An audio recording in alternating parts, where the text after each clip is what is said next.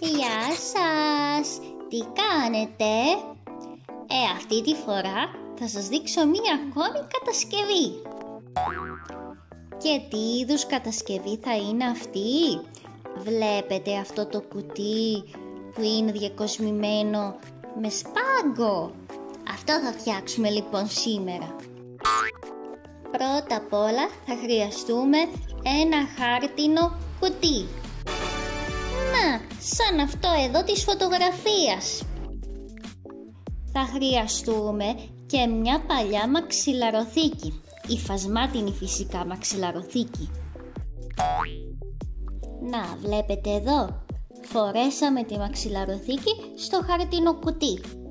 Μόλις το κάνουμε αυτό, συνεχίζουμε βάζοντας ένα σπάγκο στη μία πλευρά.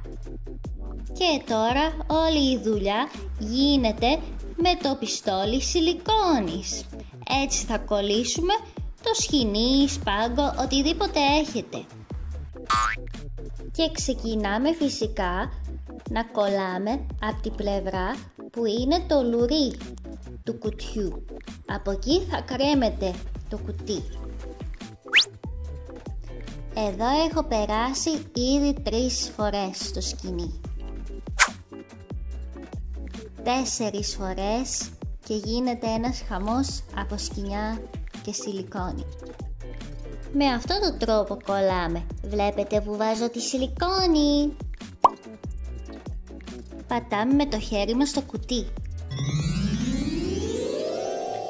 Εδώ βλέπουμε πώς τοποθετούμε τη σιλικόνη. Δίπλα-δίπλα και μετά τσακ κολλάμε το σκοινί πάνω. Το μισό κουτί είναι ήδη έτοιμο. Εδώ η μαμά μου έκανε το σκοινί πλεξούδα. Και επειδή δεν μας έφτασε το υπόλοιπο σκοινί, βάλαμε αυτό εδώ. Και η διακόσμηση του κουτιού με το σκοινί εδώ τελείωσε. Πάμε τώρα σε άλλα. Ορίστε, σας δείχνω και λίγο ένα κοντινό. Από μέσα είναι έτοιμο το κουτί, δηλαδή σχεδόν έτοιμο. Και τώρα γυρίζουμε το κουτί ανάποδα για να δούμε τι θα κάνουμε με το πάτο. Το κουτί είναι ευγενική χορηγία της γειτόνισσας που έχει βιβλιοπωλείο. Και γι' αυτό γράφει άλλωστε Γουμένισσα, το όνομα του χωριού μου. Μη με ρωτήσετε πόσες σιλικόνες χρησιμοποίησα, αφήστε, ούτε να θυμάμαι δεν ξέρω.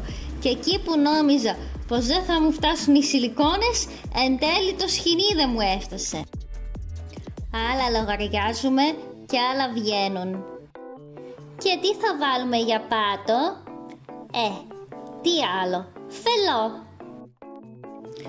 Εδώ ο φελός, όπως βλέπετε, περισσεύει, οπότε θα τον κόψουμε σιγά σιγά, προσεκτικά. Εγώ βέβαια τα έκανα λιγάκι μαντάρα. Και μετά το κολλάμε. Πώς το κολλάμε? Πάλι με σιλικόνη.